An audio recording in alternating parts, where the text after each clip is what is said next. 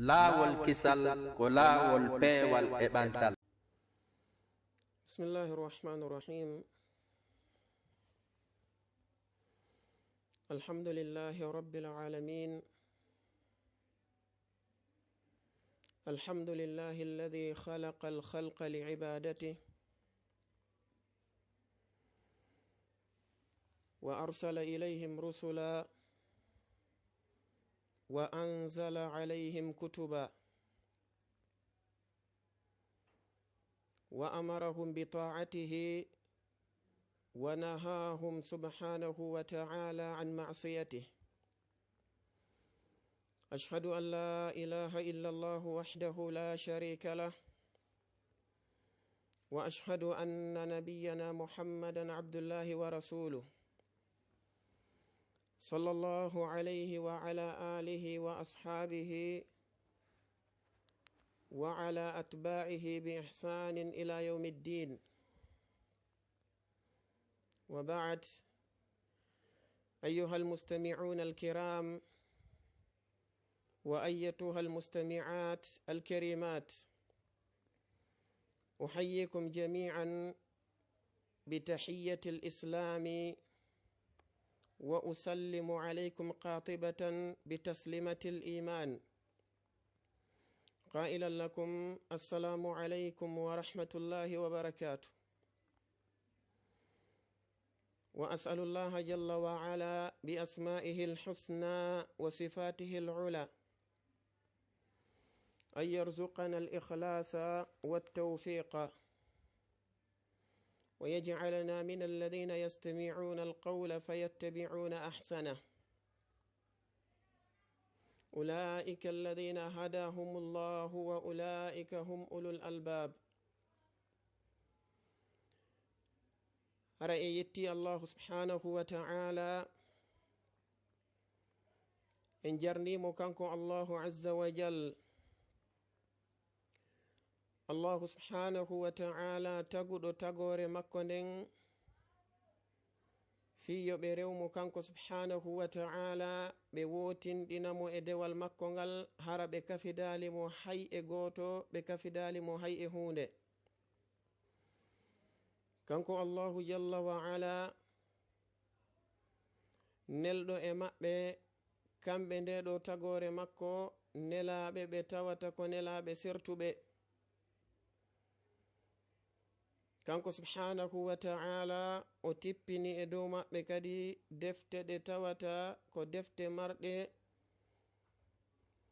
bindere wotere asli goto, kono shariaji ɗi woni shariaji ɗi tawata ko sertuɗi. O yamiri tagore makko nden yoɓe ɗoftomo kanko subhanahu wa ta'ala. O haɗi tagore makko nden e lundagol mo kañumma e yeddugol mo kanko Allahu azza wa jal. Arami seedike wonde reweteɗo e gonga ala handuɗo e dewal ngal foddi e maggal siwana kanko Allahu subhanahu wa ta'ala goto. Mi seedike wonde nelaɗo meɗen on Muhammadun sallallahu alayhi wa ala alihi wa ashabihi wa atba'ihi bi ihsanin ila yawmiddin, ko ɓe jiyaɓe Allahu subhanahu wa ta'ala, ko ɓe nelaɓe makko kanko Allahu jalla wa ala. Kamɓe nelaɗo on sallallahu alayhi wa alihi wa sallam ɓe totti hoolare nde jomi meɗen jalla wa ala hooliɓe nden. ɓe yottini kamɓe nelaɗo on sallallahu alayhi wa alihi wa sallama dendanigal ko Allahu azza wa jalla neliriɓe kon. ɓe laaɓani en enen ɗeɗo mofte maɓɓe reedu hattirde laaɓangol. ɓe accali moƴƴere hay e wotere nde tawata ko ɓannayde en ka joomi meɗen jalla wa ala. wonayde sabu ha Allah subhanahu wa ta'ala o yurme en. wonayde sabu ha kanko Allah subhanahu wa ta'ala o naada en ka aljannaji makko. siwana kamɓe nelaɗo on sallallahu alayhi wa alihi wa sallama ɓe ɓanginani en ɗum, ɓe tindini en kadi ɗum no gerdete. ko wana noon ɓe accali bone hay e goto, tana hay e goto, mo tawata no wona sabu ha allahu subhanahu wa ta'ala tikkana en, mo tawata no wona sabu ha allahu tabaraka wa ta'ala o saƴina lette makko ɗen e meɗen, siwana kamɓe nelaɗo on sallallahu alayhi wa alihi wa sallam ɓe ɓanginani en ɗum, ɓe tindini en kadi ko honno rentorten e ɗum. yo allahu subhanahu wa ta'ala ɓeydan ɓe mantore nden, o ɓeydana ɓe kisal ngal, o ɓeydana ɓe teddungal ngal ka makko kanko allahu jalla wa ala. kamɓe e dendanigal ɓeyɗo sahabaɓe maɓɓe, e kala neɗɗo jiyaɗo e yimɓe nder suudu maɓɓe, e kala ñentinɗo ngolɗo lawol maɓɓe ha ñalade dargal. haray si ɗum feƴƴi ko onon yo siɓɓe tedduɓe, haray yewtere meɗen nden inchallahu subhanahu wa ta'ala, ɓawo mi salminde on ngoɗo salminago islamu yankewo, ko yewtere yilotonde e oɗo mawdu'u mo humpitiɗen fi muɗum, ɗum woni asbabu nuzulil bala'i wa asbabu raf'ihi, mana muɗum sababe tippagol ɗiɗo albalawuji e hore nde ɗo tagore allahu subhanahu wa ta'ala, e sababe kadi ɓantegol kañum ɗiɗo albalawuji. andi si tawi innama oɗo al ibtila'u, ma'ana muɗum on karmokoɓe ɓen ɓe make wonde ko ɗum woni al ikhtibaru wal imtihanu, qad yakunu khayran wa qad yakunu sharra. wana jom meɗen tabaraka wa ta'ala o wiri non ka qur'anare makko teddunde, o wi wa nabluukum bisharri wal khayri fitna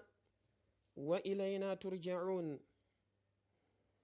kanko allahu azza wa jalla o wi e aya go'o wonde wa balawnahum bil hasanati was sayyi'ati. kanko jom meɗen tabaraka wa ta'ala o ɓanginani en alhaaliji ɓeɗo yimɓe yawtuɓe, o ɓanginani en kadhalika alhaali meɗen enen ɗeɗo moftenelaɗo on sallallahu alayhi wa alihi wa sallam. idan si tawi innama albala'u, ma'ana muɗum ko jarribande immorde ka allahu subhanahu wa ta'ala. nden jarribande non hinde wona jarrabuye mo tawata ko jarribande jarriborgol jiyaɗo on moƴƴere, ko wana non kadi no wona jarriborgol jiyaɗo on bone. mana jarriborgol jiyaɗo on moƴƴere no jiya e muɗum jarriborgol mo cellal, e jarriborgol mo jawdi yajundi, e jarriborgol mo teddungal aduna, e jarriborgol mo laamu aduna, e ko nandi e sifa ɗiɗo piiji, e piiji ɗi tawata ko nemaji ɗan ɗo gurdan aduna.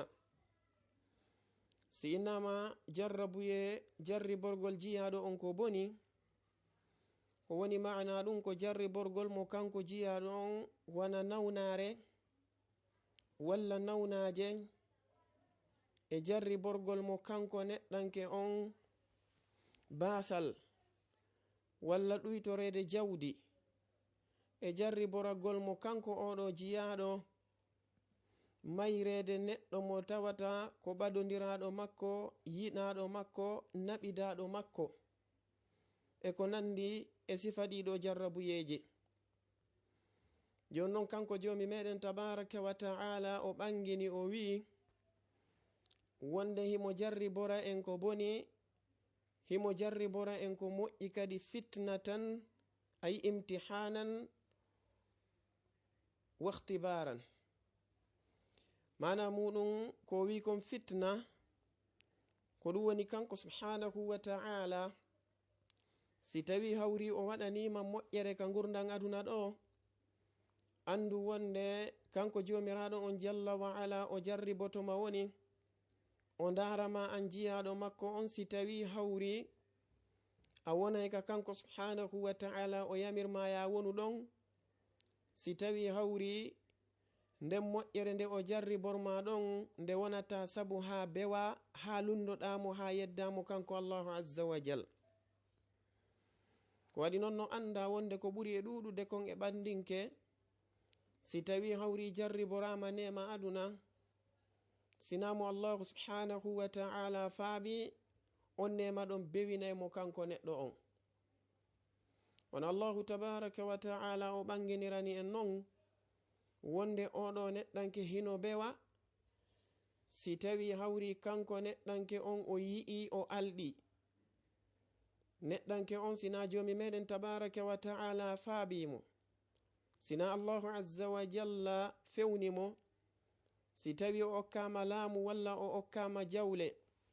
walla o okkama geɗalɓe walla o okkama teddule aduna, kanko neɗɗo on o beway.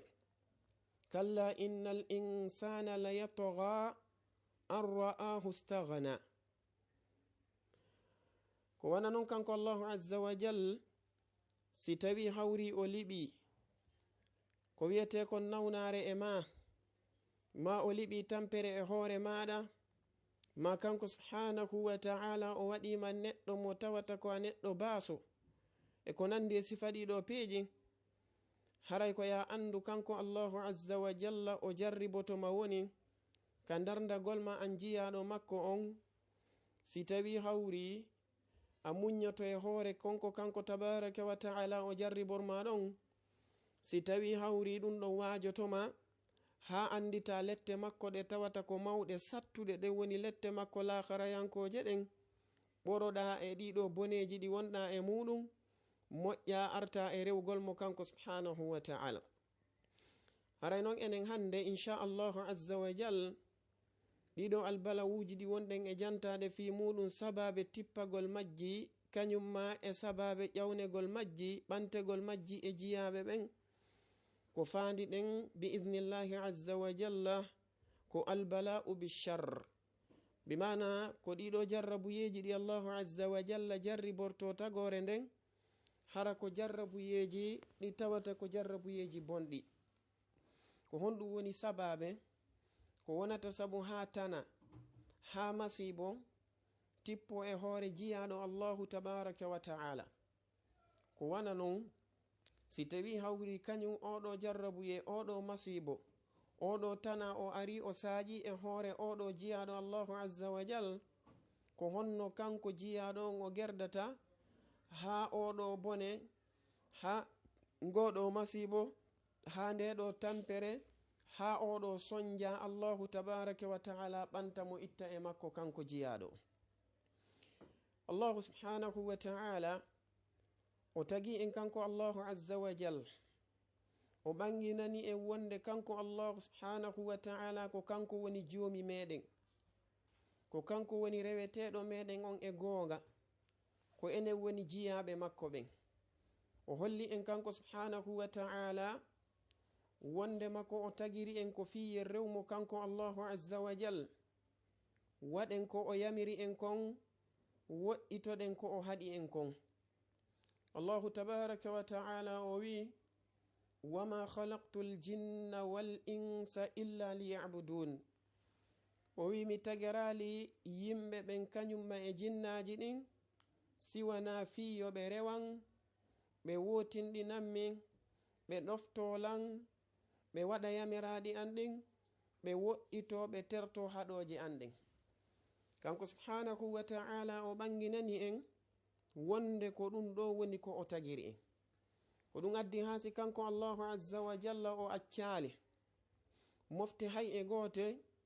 siwana o nelno nelaɗo e maɓɓe. kanko tabaraka wa ta'ala o accali nelaɗo hay e goto siwana o tippinno defte e hoore on ɗon nelaɗo. jom menen tabaraka wa ta'ala o wi walaqad ba'athna fi kulli ummatin rasulan an i'budu llaha wajtanibu at-taghut.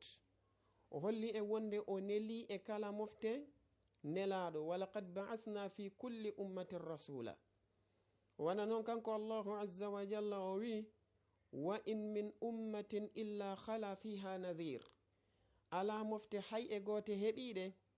siwana kanko tabaraka wa ta'ala o imminno e maɓɓe jertinowo. O wi wali kulli qawmin haad, yimɓe kala yimɓe kanko subhanahu wa ta'ala o waɗannoɓe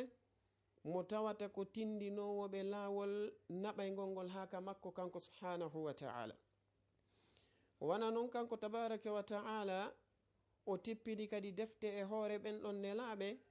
fiyo ɓen nelaɓe jangan kañum mofte maɓɓe ɗen ko jomi meɗen tabaraka wa ta'ala o faala kon, ko kanko Allah subhanahu wa ta'ala o yamiri o waɗe kon, e ko kanko Allah tabaraka wa ta'ala o añi kon, konko o yamiri kanko Allah tabaraka wa ta'ala yo acce. الله عز وجل وي لقد أرسلنا رسلنا بالبينات وأنزلنا معهم الكتاب والميزان ليقوم الناس بالقسط. وي قمدي من نلين لابي أمين بين wondude hujjaji ɓangudi e kawakeji mawnuɗi tindinayɗi wonde pellet ko ɓe nelaɓe immorde ka amen. O wi wa anzalna ma'ahumul kitaba wal mizan, min tippini kadi wondude e maɓɓe defte ɗen kañum ma e ɗiɗo shariyaji ɗiɓe ñawirta hakkunde ɓeɗo jiyaɓe amen ɓe min neliɓe e muɗum liyaquma nnasu bil qist, fiyo yimɓe ɓe wonu e peewal, ɓe wona e nunɗal, tawa goto kala e maɓɓe wona e neɗɗo mo tawata ko woɗɗitiɗo ko wiyete kon tooñe. Idan kanko jom meɗen tabaraka wa ta'ala o holli en wonde ko addiri en e hoore ndiɗo leydi ko fiyen ɗoftomo wana fiyen yeddumo, ko addiri en e hoore ndiɗo leydi ko fiyen jaɓanmo kanko Allah subhanahu wa ta'ala wana fiyen salanomo kanko Allah azza wa jal. Ko addiri en e hoore ndiɗo leydi ko fiye wonu yimɓe moƴƴuɓe moƴƴinayɓe wana ye wonu yimɓe ɓe tawata ko bomɓe bonnayɓe. Ko waɗi kanko Allah azza wa jalla o moƴƴiniri leydi ndin nelirgol nelaɓe makko ɓen e tippingol defte makko ɗen. O wi en wala tufsidu fil ardi ba'da islahiha, wata on bonnu ka leydi ɓawo moƴƴinegol ndiɗo leydi teddudi. Joni non kanko Allahu tabaraka wa ta'ala himo waɗi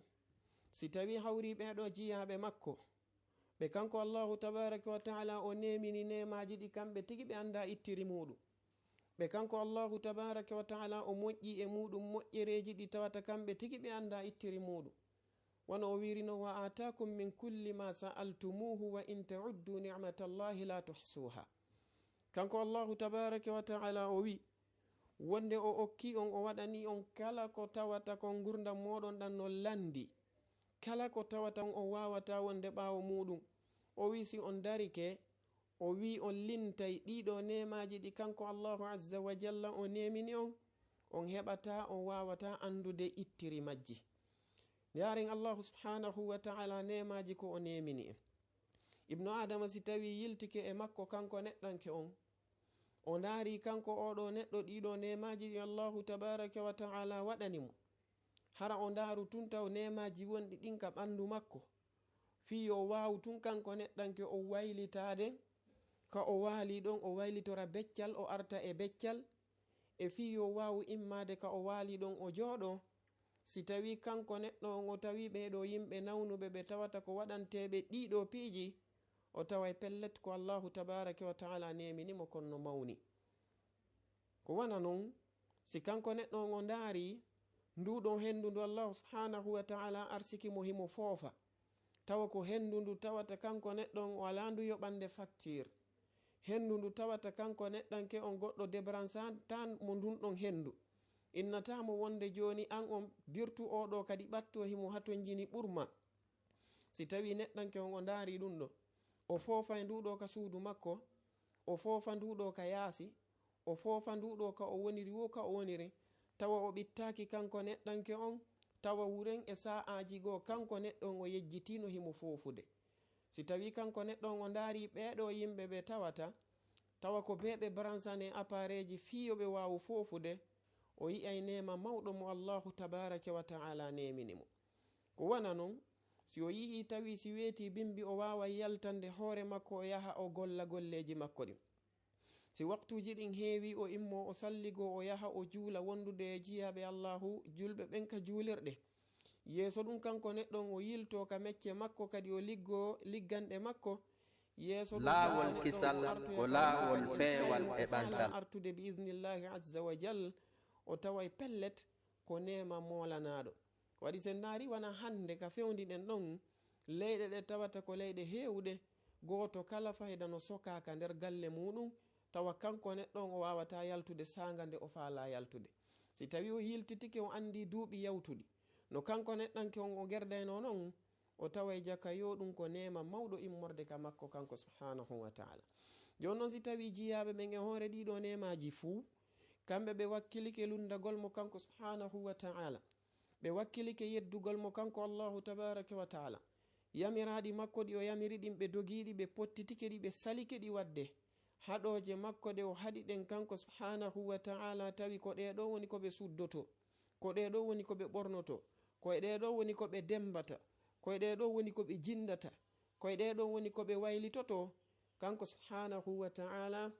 o addanay ɓe alamande ko hollata ɓe wondema ko pellet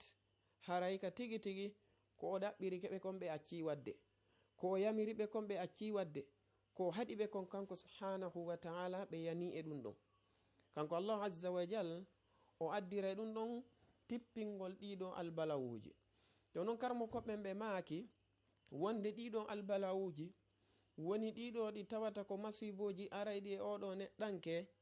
kamɓe karmo koɓe ɓen ɓe maaki sababe majji on no fecci wano alhaali yimɓe ɓen ɓe feccorino ɓe maaki wonde mana muɗum albalawuji ɗin ko noneji ɗiɗi ɓe maaki ko bala'un yanzilu ala al afradi wa bala'un yanzilu ala al mujtama'i bala'un yanzilu ala al afrad ko ɗum woni jarrabuye ɗum woni tana ɗum woni masibo ngo tawata ko tippotongo e hoore neɗɗanke mo tawata ko kanko tun ma ɗum yimɓe ɓe tawata ko yogaɓe tawa goto kala e maɓɓe no woni feere albala on ara mema mo ka o hikkori ɗon none ɗimmo on ko bala'un yanzilu ala al mujtama'i mana muɗum ko albalaw woni tana tampere ɓillare e masibo tippotongo e hoore dental yimɓe imma ɓe tawata ko wonɓe e nokkure wotere walla wonuɓe e nder saare wotere ma wonuɓe e leydi wotiri ma albala'u mo tawata ko huuɓituɗo aduna on o fo makko sifa no rentirɗen non hande ɓe maki wonde sino wowlede fi albalawuji ɗin ko ɗiɗo noneji ɗiɗi joni noon si innama bala'un yanzilu ala al afrad bimana tampere e sonja e ɓillare e tana e suno ko tippoto kon e hoore neɗɗo mo tawata ko o goto walla yimɓe ɓe tawata ko sertuɓe goto kala ka hikkori ɓe maki ɗum ɗo neɗɗanke on ko wonta ko gotel e nokkeli tate mana muɗum ko wonta ko gotel e yimɓe tato ko imma an yakuna mu'minan muti'an lillahi tabaraka wa ta'ala barran mujtahidan fi dinihi wa imma an yakuna mu'minan zaliman asiyan li rabbihi tabaraka wa ta'ala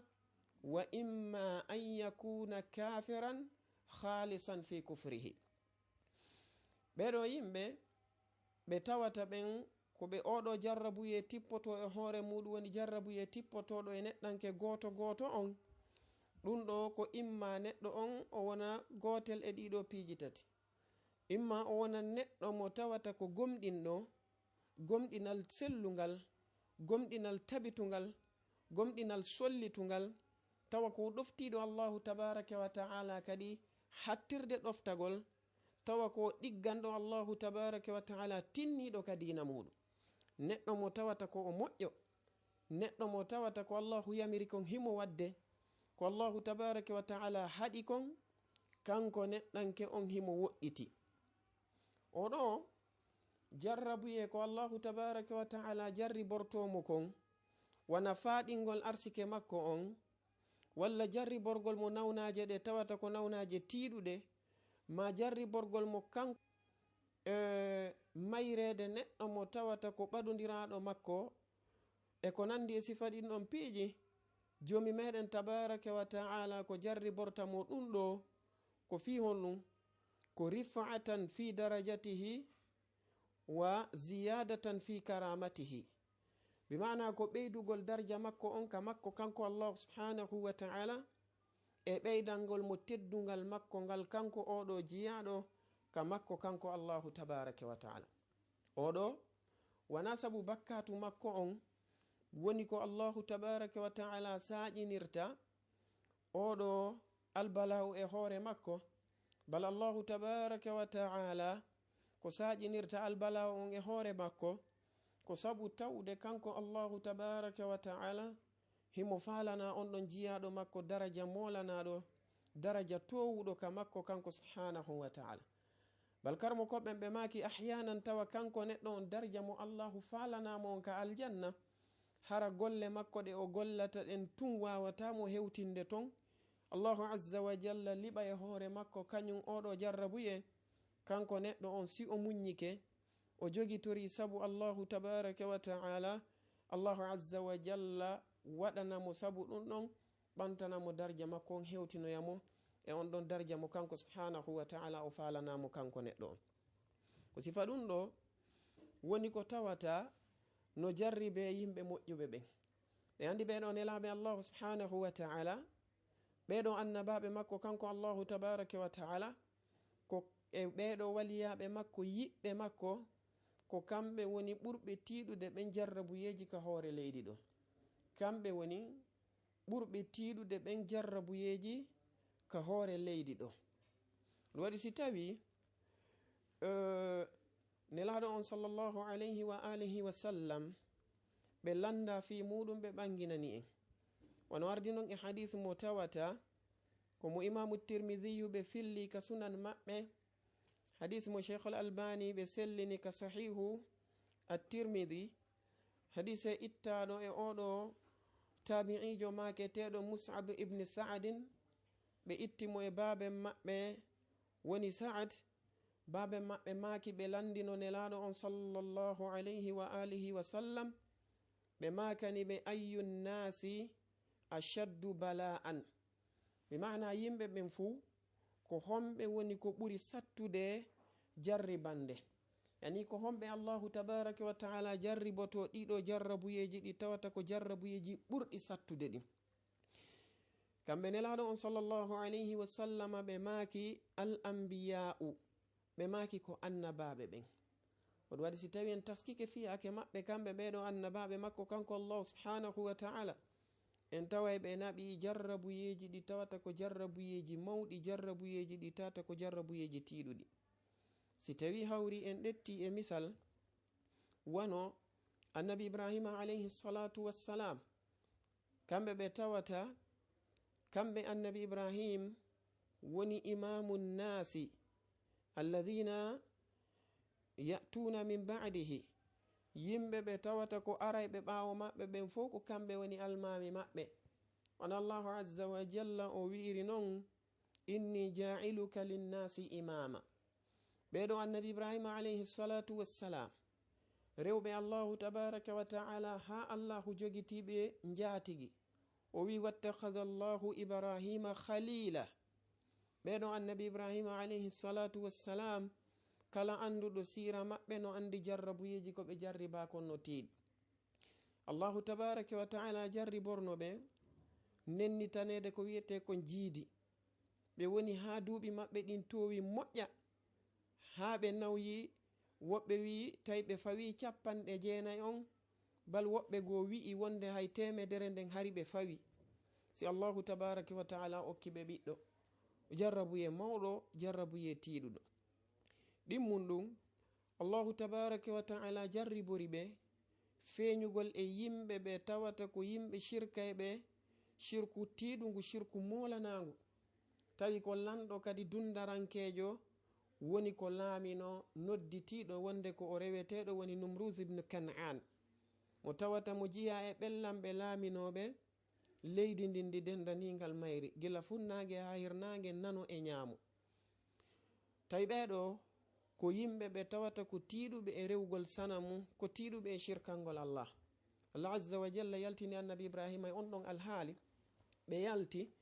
ɓe jarribora laawol kisal ko laawol peewal e ɓantal e jasinede kañum may hoccede buge e nder yiite.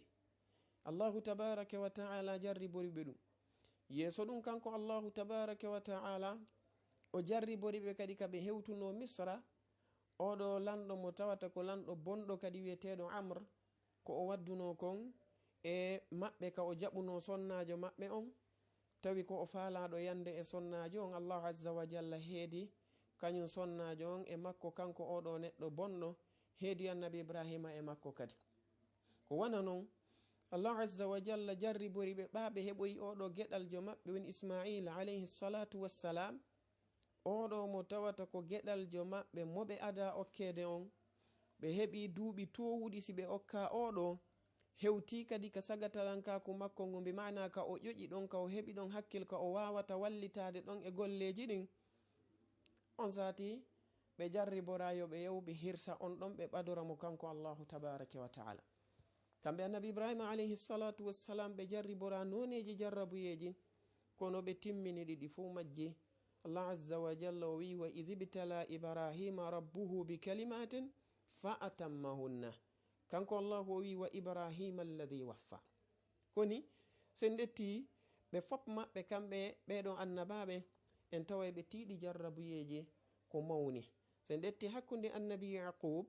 kañum may ɓe oɗo geɗaljo maɓɓe annabi Yusuf alayhi salatu wassalam, ɓe gandi ko ɓe naɓi kon e musedi no tiiɗi moƴƴa. Ko wana noon sen detti nelaɗon sallallahu alayhi wa alihi wa sallam, heɗen andi kamɓe kadi Allahu jarriborno ɓe ko mawni. Yoɓe jibine tawa fewdo ɓe jibina hara babe maɓɓe feƴƴinino, biro maɓɓe kadi feƴƴinata ko ɓe bobo mo tawata ko duuɓi seeɗani.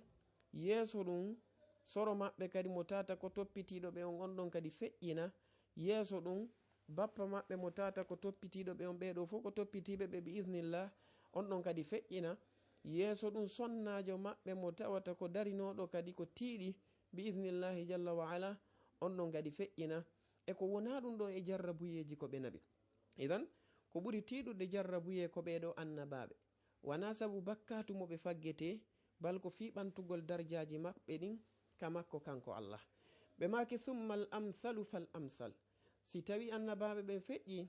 ko ɓattiɓe ɓe ɓen, bimana hikkayɓe ɓe ɗon ɓen ko ɓen ɗon hikkitata ɗon. Si ɓen ɗon kadi feƴƴi hikkayɓe ɓe ɗon ɓen, ɓe maki kamɓe nelaɗon alayhi salatu wassalam fa yubtala arrajulu ala hasabi dinihi. Ɓe maki jiyaɗo on ko o jarriborteɗo yeru embere dina makko kan. Fa in kana fi dinihi sulban ishtadda bala'uhu wa in kana fi dinihi riqqa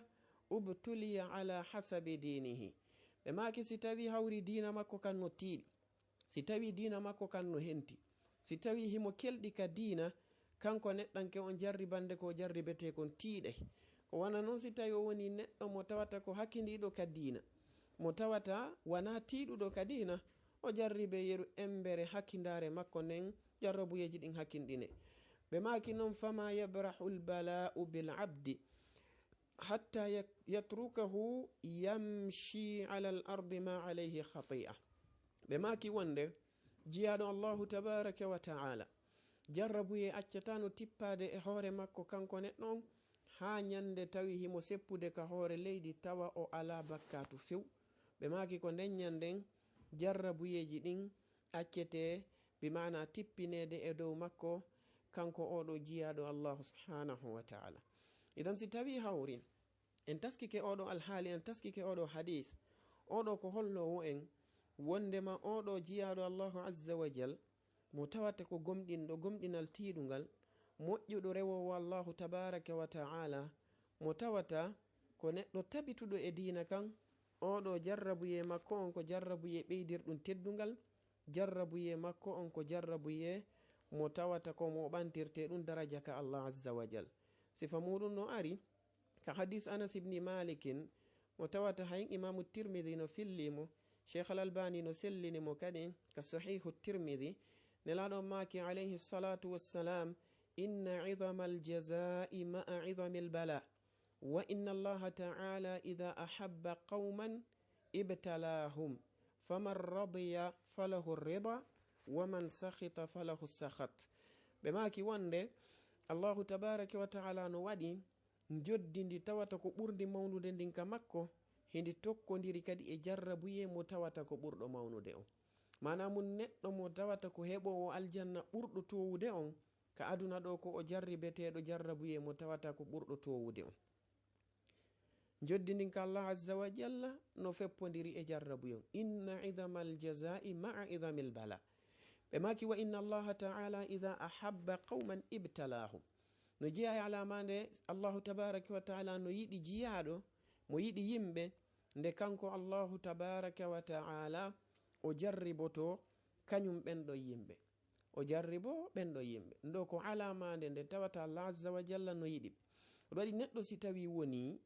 kanko neɗɗanke on tawi himo e newende tun, kanko neɗɗanke on himo welna tun, kanko neɗɗanke on himo e ɓuttu tun, kanko oɗo neɗɗanke yo tasko o darto hoore makko moƴƴa, o darta dina makko kan, o darta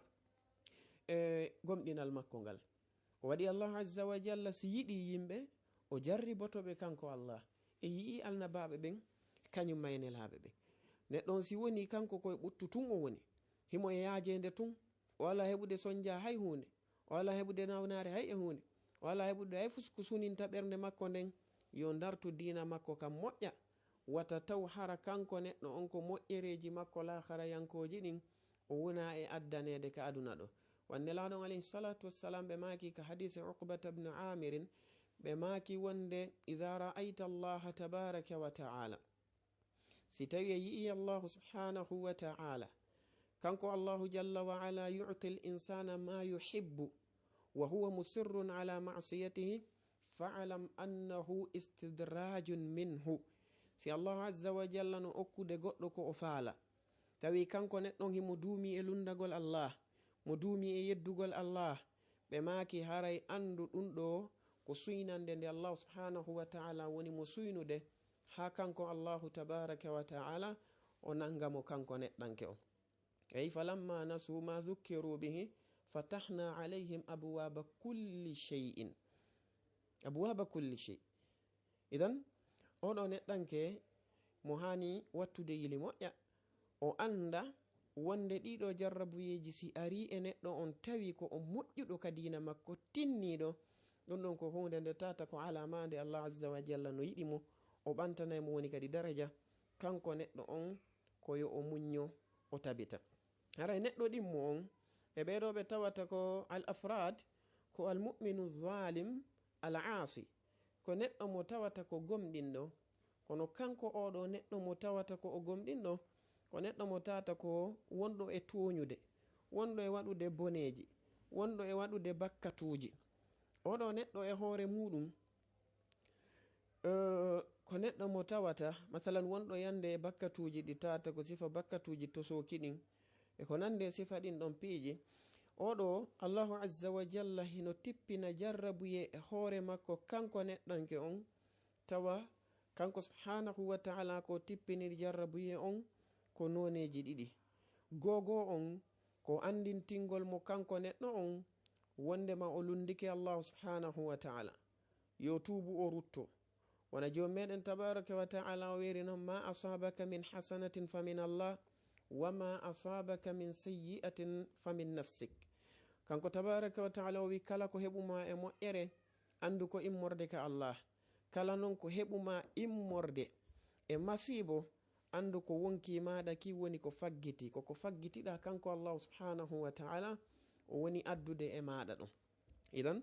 ɗum ɗo woni goo andingol mo kanko neɗɗo on wonde o lundike, yo wattu yilu, yo tuubu o rutto, yo ɓoro e ɗin bakkatuji ɗi o woni e muɗum. hunde ɗimmere nden no wona kadi fi laɓɓingol mo e bakkatuji makko, sifa bakkatuji makko to sooki e ko nandi e sifa ɗin ɗon. kanko allahu tabaraka wa ta'ala himo waɗira noon oɗo neɗɗo mo tawata ko gomɗinɗo kono hara ko faggitiɗo bakkatuji, harale kanko allah azza wa jalla o falaka mo lettoyde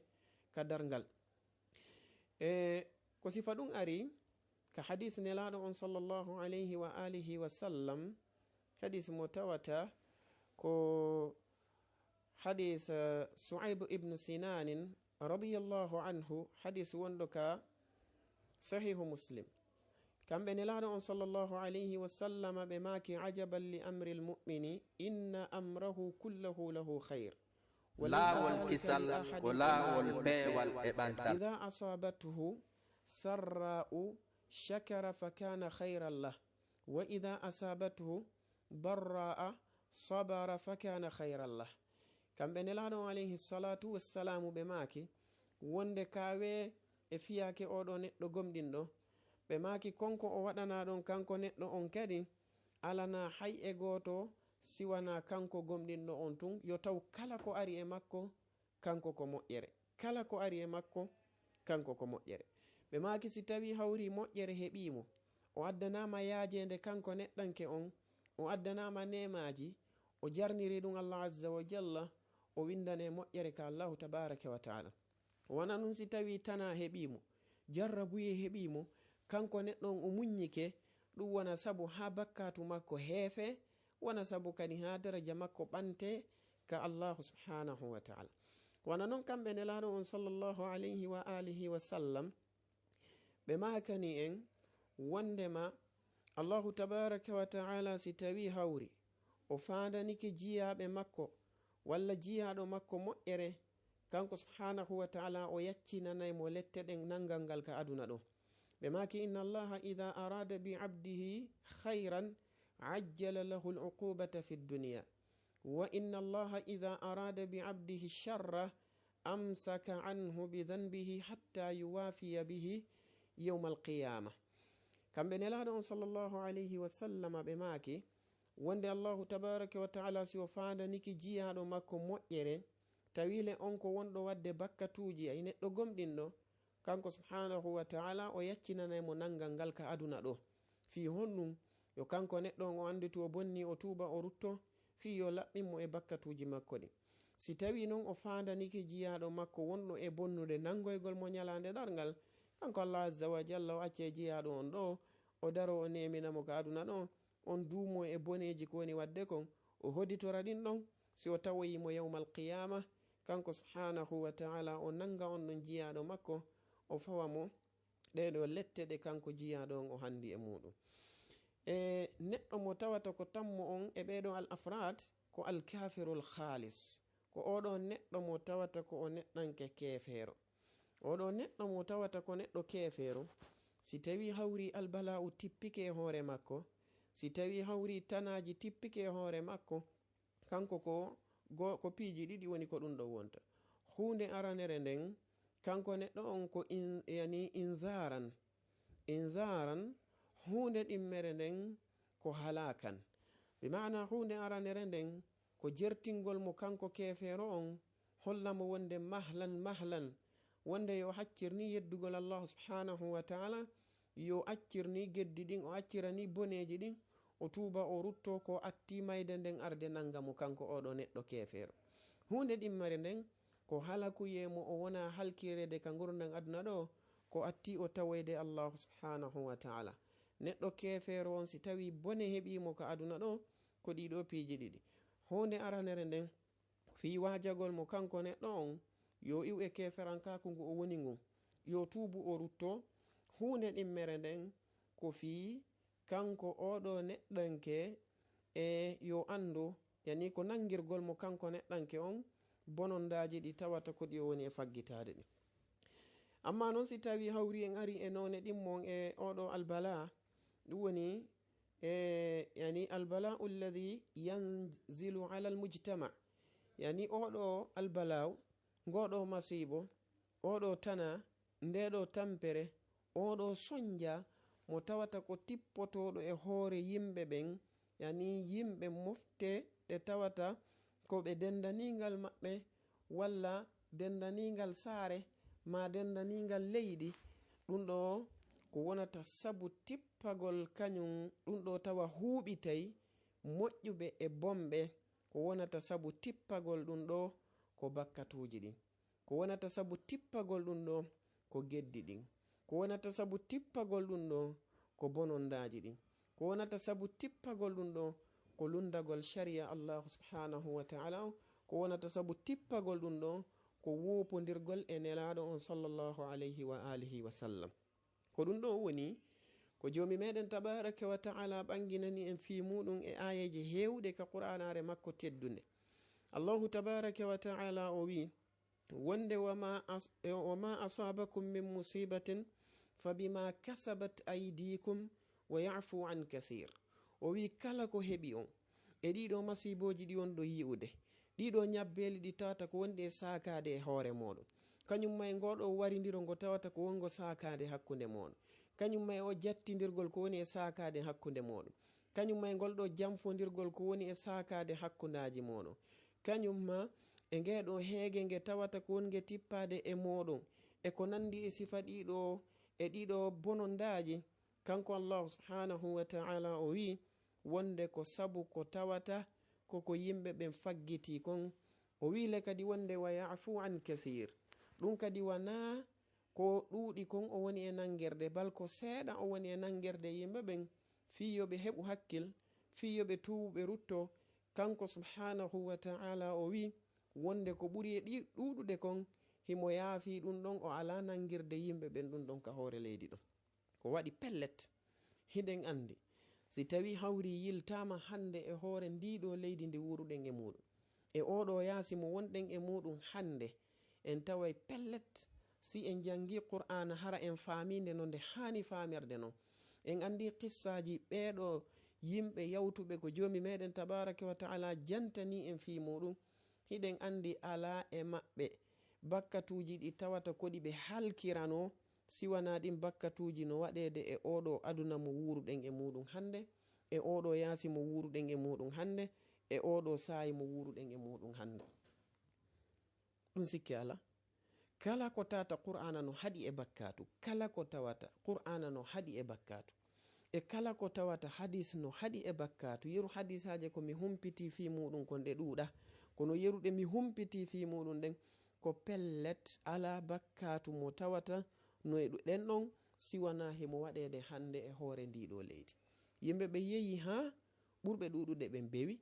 ha woɓɓe go faami wonde ko yaasi on tagiɓe, wana Allahu azza wa jalla tagiɓe. Woɓɓe go faami wondema yimɓe ɓen ala ko ɓe wawata. Woɓɓe go faami wonde ibnu adama no wawi wonde e ɓawo Allahu tabaraka wa ta'ala. Woɓɓe go faami wonde ala hande kadi ko darnata ɓiɗɗo adama, ala hande kadi ko wawata jaggude ibnu adama, ala hande kadi ko wawata tampinde ibnu adama, ala hande kadi ko wawata sonjude ɓiɗɗo adama ka leydi ɗo. Sabanede ma honɗum ko jomi meɗen saƴini kon nemaji e hoore meɗen, yimɓe ɗuɗuɓe ɓe hoditori ɗum ɗo, ɓe ɗaynitori ɗum ɗo.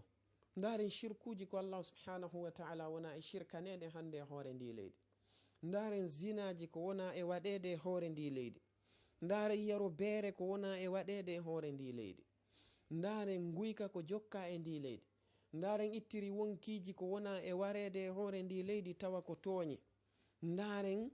ittiri rewɓe ko wirti e hoore ndi leydi e oɗo yaasi hande. Ndaren ittiri jamfaji ko tawata ko won saaki ɗum e hoore ndi leydi. Ndaren riba ko wona e ñamede e hoore ndi leydi,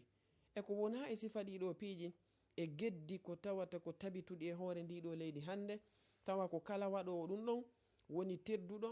ko o woni mawnuɗo, ko o woni starjo, ko o woni hittinaɗo fi muɗum, ko o woni kellanteɗo, ko o woni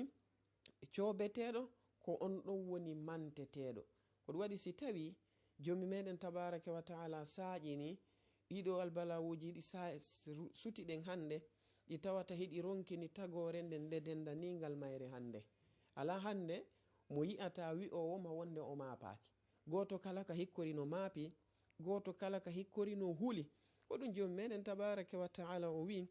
wonde inna allaha la yughayyiru ma bi qaumin hatta yughayyiru ma bi anfusihim. Si Allahu waɗi ɓuttu e yimɓe, si o waɗi nema e yimɓe, si o waɗi moƴƴere e yimɓe, kanko Allahu tabaraka wa ta'ala o toñata. Kanko Allah subhanahu wa ta'ala o ɓantata nden moƴƴere ɗon o ittande e yimɓe ɓen, o adda goɗɗungo e maɓɓe ha ñande ɓe wayli ko woni ka wonkiji maɓɓe ko wo. Si moƴƴere wonnode ton nden ɓe bonnide, ɓe arti e bonondaji, ko fewunoɓe wonno yimɓe tawhid, ɓe wonti shirkayɓe e misal. ko yimɓe sunna wonno, ɓe wonti bid'ayankoɓe misal, ko nefininoɓe wonno, ɓe wonti waɗeɓe zina, ko wannoɓe coñci surrayɗi wonno, ɓe wirtike e yaasi on. Hari ko laawol kisal ko laawol peewal e ɓantal. hari ko janngaynoɓe qur'an, janga hadis, gollitira, wallito diina, ɓe wonti yimɓe heɗotoɓe musique, ɓe wonti yimɓe amayɓe e ko nandi sifa ɗiɗo piiji. Kanko Allah azza wa jalla kanko kadi o waylay on nema mo o waɗi e hoore maɓɓe fi hollugol ɓe wonde he hiɓe mari jeyɗoɓe, he no woodi toppitiɗo fi maɓɓe, he yoɓe andu wondema ko pellet ɓe gaynanta hoore maɓɓe ko Allahu tabaraka wa ta'ala woni gaynowo on, ko waɗi noon wa khuliqa al insanu da'ifa. oɗo jiyaɗo Allahu tabaraka wa ta'ala o tagama ko o lowɗo. ɗum ɗon noon ko pellet hande si tawi yimɓe ɓen ɓe jangino qur'ana ɓe famali on ɗon aya, haray ko pellet hande si tawi taskama e oɗo aduna ɓe wawi famude tafsir muɗum on. wa khuliqa al insanu da'ifa, neɗɗanke tagama ko o lowɗo. ɗaren hande virus gokkunni kun tawata si kun walike ɗo yitere maɗa nde mel nde wawata ku yi'ude, kun ɗon hande no ronkini aduna on fop, yimɓe ɓen ɓe fop maɓɓe hande hiɓe ronki mo kala no maapi wonanoɓe coɓede inne kamɓe ɓe gayni haju ka aduna ɗo, kamɓe ɓe hewti ka hewteteɗon ka aduna ɗo, ko kamɓe ɗettirte misal e heɓugol doole ka aduna. hande kaka maɓɓe woni ko tawata nawnare nden no ɓuri jalade, ko ton kadi nde ɓuri wadde masiboji, ko ton nde ɓuri wadde masiboji. sen ɗetti wana États-Unis, sen ɗetti wana Chine, sen ɗetti wana Angleterre, sen ɗetti wana France, sen ɗetti wana Italie, sen ɗetti wana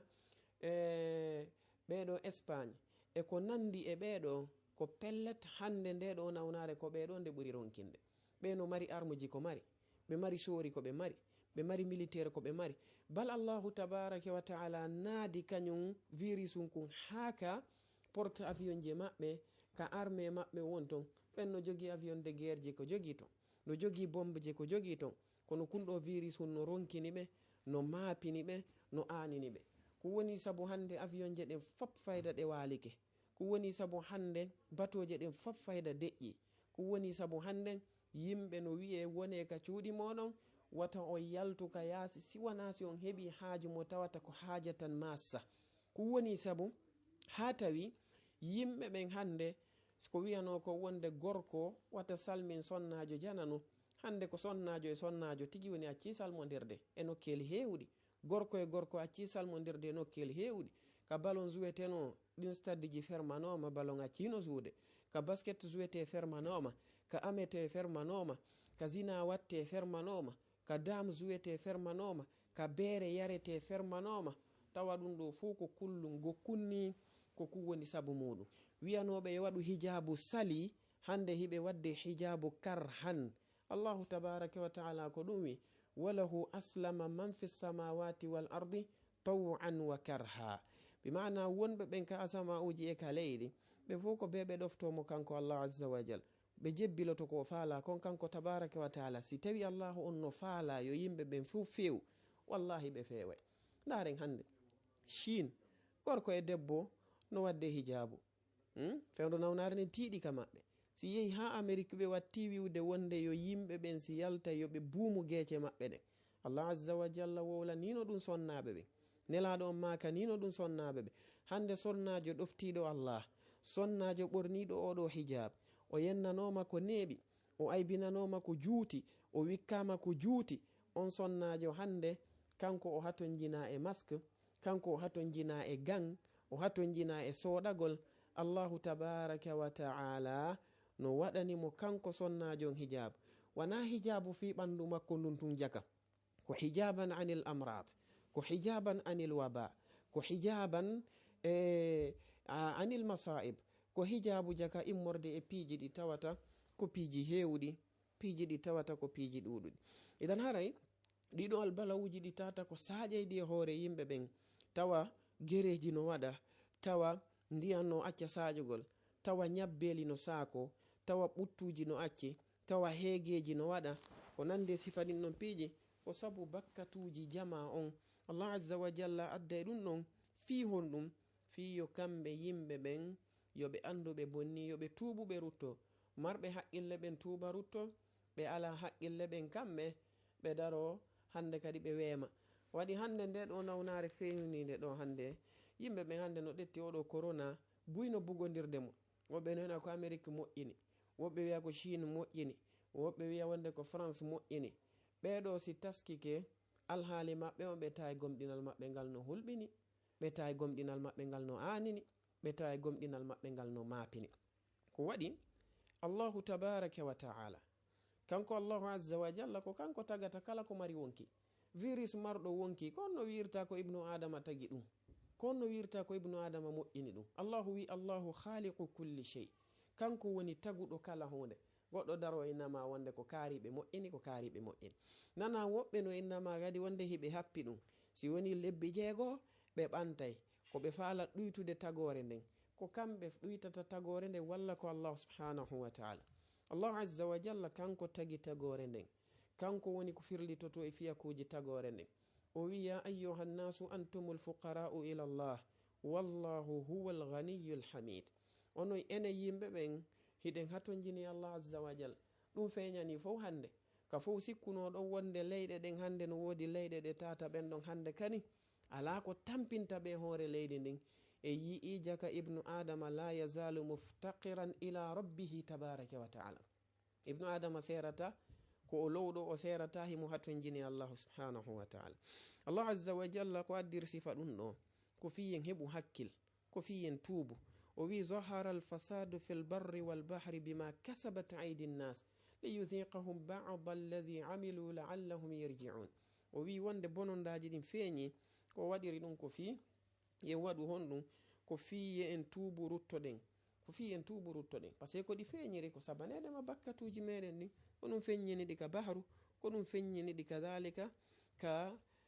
ka bar ka hoore leydi ɗo e hoore muɗum waɗi yimɓe ɓen nayoɓe sikku wondema ɗeɗo mofte kanɗe halkatake few oye ɗeɗo mofte pellet si ɗe bonni bonondaji gono ton no wodi e maɓɓe halketeɓe no wodi e maɓɓe ɓe tata ko halketeɓe te nelaɗon sallallahu alayhi wa sallam ɓe ɓangina ni en ɗum no wari hadis yumma men Aisha radiyallahu anha wonɗo ka sunan at-Tirmidhi Sheikh al-Albani no sellinimo ka sahihu at-Tirmidhi ɓe landino nelaɗo alayhi salatu wassalam ɓe maki anahliku wa fina salihun ene men halkete min halkoto hara moƴƴuɓe no yamen yani ɗe mofte ɗo Allahu tippinay halakuye e maɓɓe harale moƴƴuɓe no ɗon nelaɗon ɓe maki na'am idha zahara al-khabathu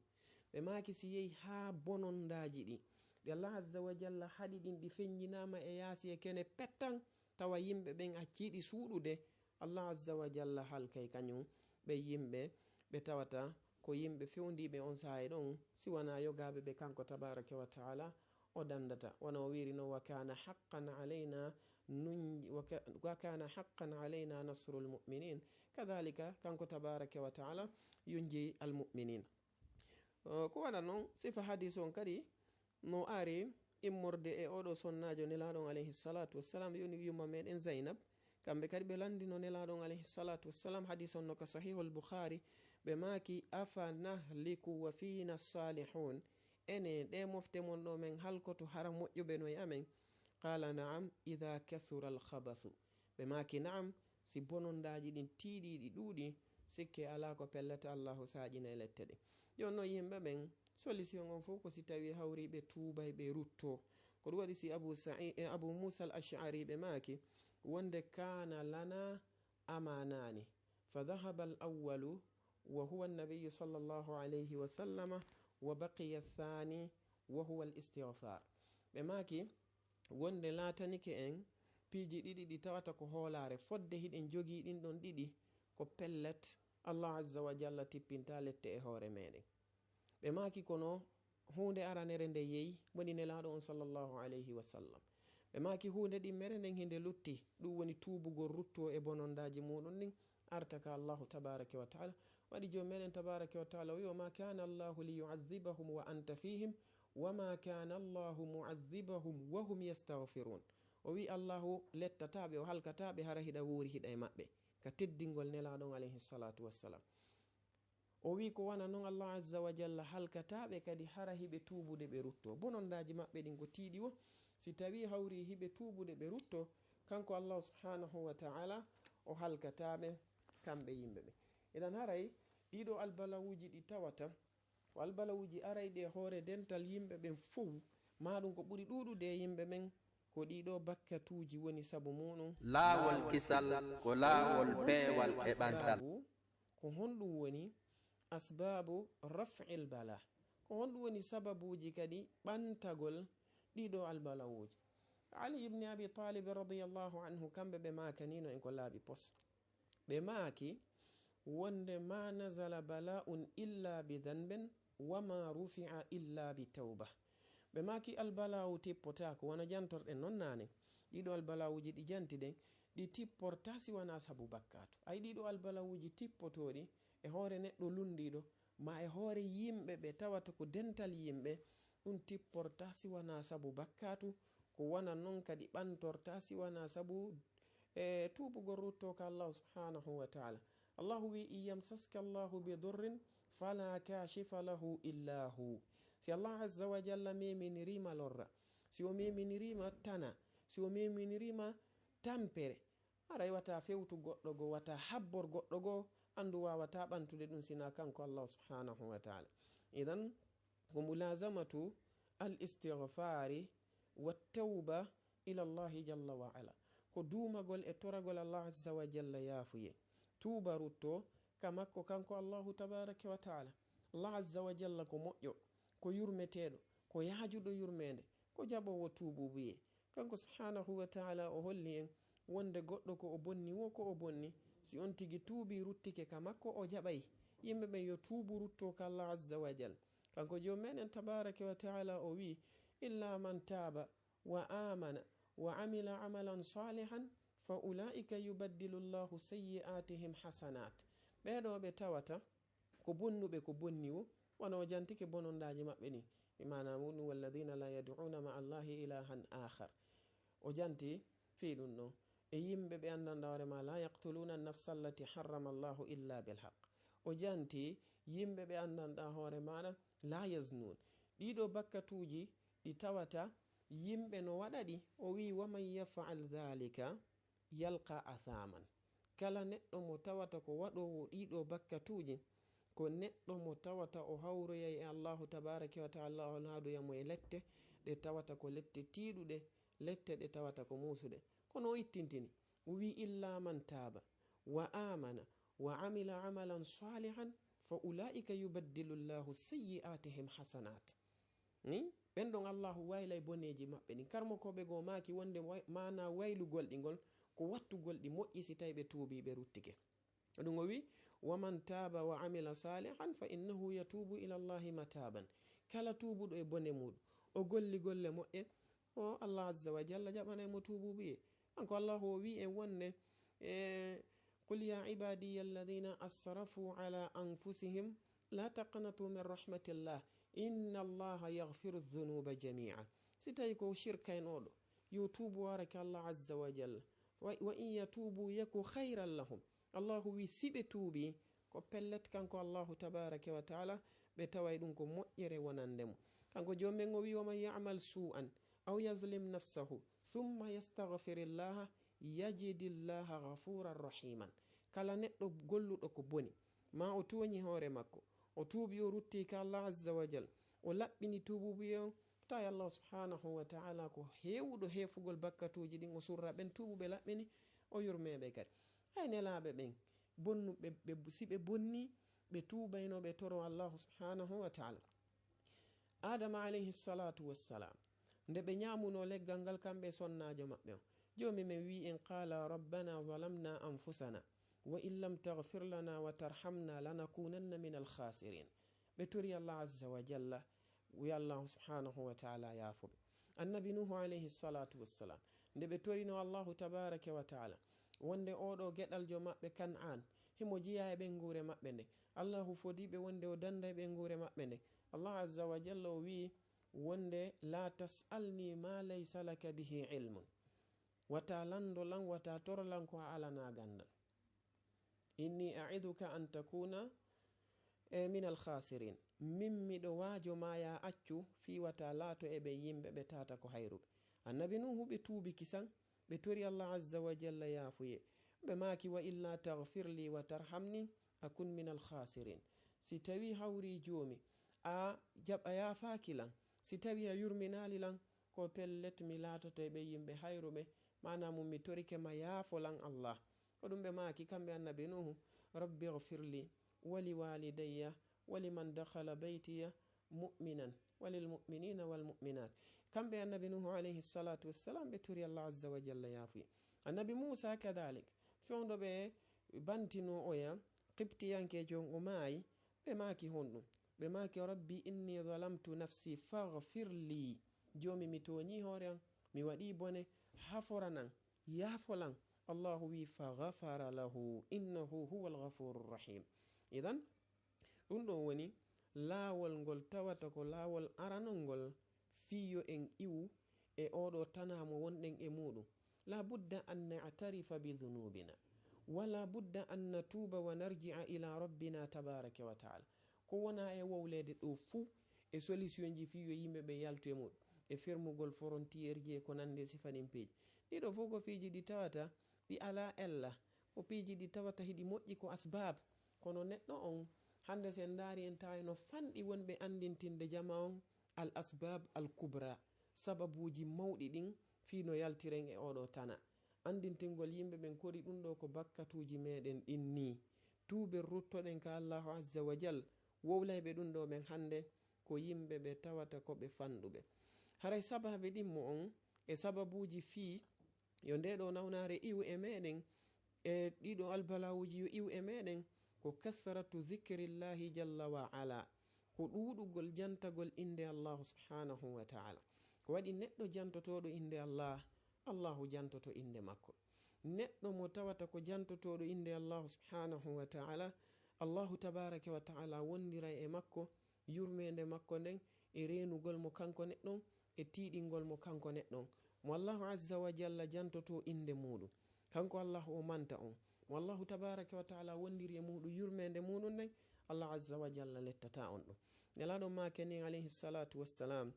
e oɗon hadith al qudusi ɓe itte jomi maɓɓe tabaraka wa ta'ala wonɗo ka sahih muslim hadith abi hurairata radiyallahu an Allah azza wa jalla wi ana inda dhanni abdi bi wa ana ma'ahu idha dhakarani in dhakarani fi nafsihi dhakartuhu fi nafsi wa in dhakarani fi mala'in dhakartuhu fi mala'in khairin minhum. ay Allah azza wa jalla wi mo wondi e jiyaɗo makko on, mo woni ka on sikki moɗon, mo wondi e makko kadi si tawi o jantike inde makko. o wi si jiyaɗo on jantike inde makko ka wonki muɗum, kanko Allah azza wa jalla o jantoto kanko kadi inde jiyaɗo on ka wonki makko kanko jalla wa ala. ko wana noon si tawi jiyaɗo on jantike inde makko hakkunde yimɓe, Allahu wi o jantoto inde on jiyaɗo makko ɗon ka ɓuri e towude ɗon. ɗum woni bi ma'ana ka dental malaika ɓe. o wana noon jomi men ko ɗum o wi fadhkuruni adhkurkum washkuruli wala takfurun. jangugol qur'an no jeeya ko ɓuri e mawnude jantagol inde Allah subhanahu wa ta'ala. yimɓe sino mooɓi ɓe jangay qur'an ka julirɗe Allah tabaraka wa ta'ala, ka ɓengureji maɓɓe, ka duɗe, ko moƴƴere molanade yimɓe duumiɓe e ɗum Allah azza wa jalla ɓanta e tana e hoore maɓɓe. ko waɗi ko tippinta e maɓɓe kon no mawni. nelaɗon maki alayhi salatu wassalam ka hadisa be horera majtama'a qaumun fi baytin min buyutillah yatluna kitab Allah wa yatadarasunahu bainahum illa nazalat alayhim as-sakina wa ghashiyatuhum ar-rahmatu wa haffatuhum al-mala'ikatu wa dhakarahum Allahu fi man indahu. yimɓe moɓodirta hiɓe janga deftere Allahu nden ɓe jannidira nde hakkundaji maɓɓe siwana Allah subhanahu wa ta'ala o tippinay deƴeɗe e hoore maɓɓe, o tippinay yurmede makko nden nde sudda ɓe, o tippinay malaikaɓe ɓe tawata ko aray ɓe howa ɓe ɓe hunda ɓe ka ɓe woni ɗum. idan yimɓe ɓe Allahu waɗanta ɗum ɗo kanko Allahu o halkata ɓen yimɓe. idan yimɓe ɓe yo wakkilo janto inde Allah subhanahu wa ta'ala ko mawni. hunde tammere nden e kañum ɗiɗo piiji sababuji ɓantugol kañum lette ɗin ko al ilhahu biddu'a, yani ko tiɗingol du'aji ɗin yankino rutto ka Allah subhanahu wa ta'ala, holla Allahu o wondema pellet enen koye jiyaɓe makko, ko en maccu koye makko, pellet fus en gaynata si kanko Allahu o wallitake en, kanko tabaraka wa ta'ala e wawata wonde ɓawo makko. kanko Allah subhanahu wa ta'ala si o yurmaka en si o faabaki en ko pellet en halkoto ko be qirritoɗen ɗum ɗo ko be tabiten e ɗum ɗo hollen mo wonde ko en jiya koye makko en toñi en bonni en fantini bonondaji ɗin ɗuuɗi en torike mo kanko Allah yo o yaafo en torike laawol kisal ko laawol peewal e ɓantal ɗen en torike mo kanko subhanahu wa ta'ala yo yurmin en ko ɓe waɗen ɗum Allah azza wa jalla wi wa qala rabbukum ud'uni astajib lakum o wi joomi moɗo wi'i torelan mi jaabinano o wi wa idha sa'alaka ibadi anni fa inni qaribun ujibu da'wata da'i idha da'ani min miɗo ɓatti mana muɗum himmo ka dow arshi makko kanko subhanahu wa ta'ala kono nanugol makko ngol no ɓatti en gandal makko ngal no ɓatti en kadhalika yi'ugol makko ngol no ɓatti en kala ko wowluɗen o nanay kala ko miijiɗen himmo andi fi muɗum kanko tabaraka wa ta'ala si en noddimo o wi o jaabinay kanko tabaraka wa ta'ala o wi si en noddimo o nototo en ɗum waɗi yimɓe ɓe tawata ko yimɓe yawtuɓe ɓen o holli e wonde ko adduno albalawuji ɗin e hoore maɓɓe ko fiyonno ko la'allahum yatadarra'un ko fiyoɓe yankino ɓe andita ko ɓe jiya koy ɓe andita ko ɓe maccu koy ɓe anda mawɗo on no ton woni kanko Allah subhanahu wa ta'ala haray hunde nayaɓere sakkitornde nden ko ɗum woni as-sadaqa bi mana ittugol sadaka tawa neɗɗon ko anniyi ko ɓattorgol ɗum Allahu tabaraka wa ta'ala ko anniyi ko fiyo Allahu o waɗir on ɗon sadaka ɓanta tikkere makko nden e hoore makko kanko jiyaɗo ko nelaɗo on sallallahu alayhi wa sallam ɓe makani en e hadis Anas ibn Malikin ɓe maki as-sadaqatu tutfi'u ghadaba rabbi ɓe maki ittugol sadaka ɗum ko ɗanninay ɗum tikkere jomiraɗo on tabaraka wa ta'ala idan yimɓe ɓen ko ɓe heewa ɓe ɗaɓɓita ɓeɗo jiyaɓe Allahu tabaraka wa ta'ala ɓe tawata ko hato jimɓe okkede hato jimɓe wallitede ko jelo wodi hande tawa hiɓe wuuri e ɓen gureji maɓɓe tawa si weeti bimbi aray ɓe maapi ko ɓe ñaama si tawi ñalli hiɓe maapi ko ɓe ñaama si hirndi hiɓe maapi ko ɓe ñaama ta woɓɓe no ñamude ha hibba woɓɓe no ñamude ha hawka woɓɓe no woodi ɓe tawata hiɓe jiɓi andude si ɓe heɓay ka ɓe waalo tawa ko e yaasi ɓe woni waalde woɓɓe no darni étage je tawa ko ñemete e doomi woni jindude e muɗum woɓɓe no woodi hiɓe jiɓi andude si ɓe heɓay coñci ko ɓe ɓorno woɓɓe no mari coñci dolle dolle tawa hiɓe suɓude goɗɗi ɗin ɓe hawka goɗɗi no wawi walade lebbi walla duuɓi tawa haaju maɓɓe yanali e majji ko be yimɓe ɓen andita ɓeɗo waasi ɗuɓe ko be yimɓe ɓen andita ɓeɗo haton jimɓe ko be ɓeɗo e hoore muɗum ɓe wallite ɓe okkore ɗum no wona sabu ha tikkere Allah subhanahu wa ta'ala nde ɗano e hoore tagore nde haray koyen wattu yili moƴƴa goto kala e meɗen wona neɗɗo marɗo hakkil si tawi jarrabuye ari ko ya anditu anda wonde ɗum ko immorde ka Allah subhanahu wa ta'ala ni ta askintin ɗum e goɗɗo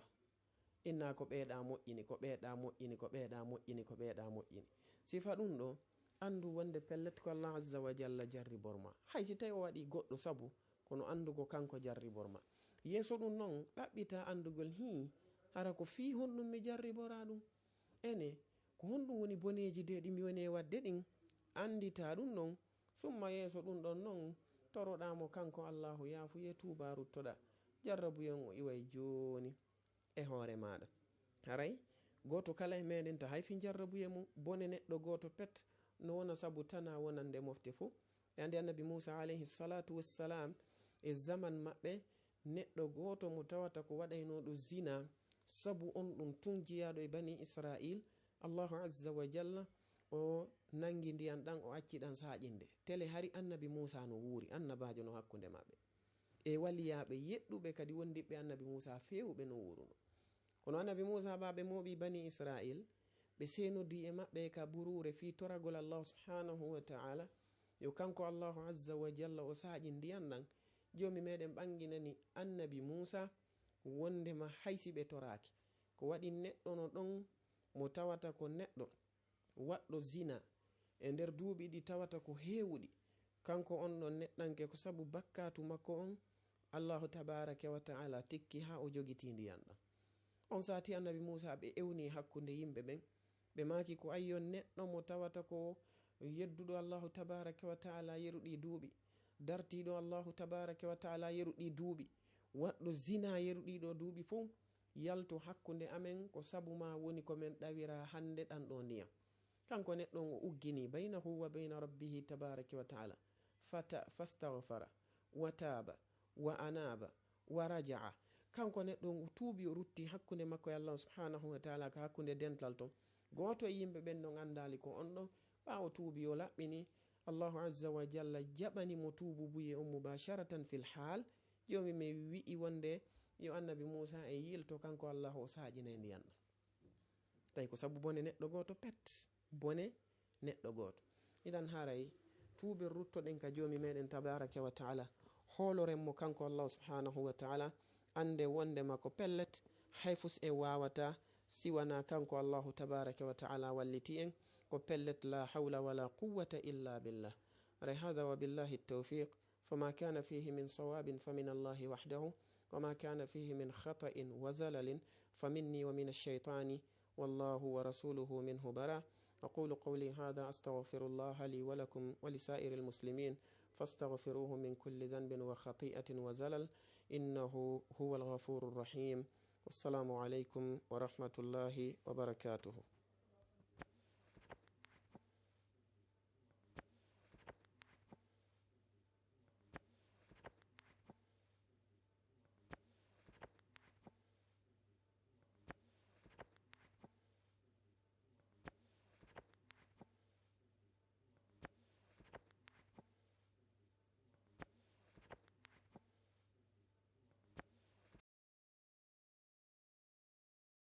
laawol kisal ko laawol peewal e ɓantal.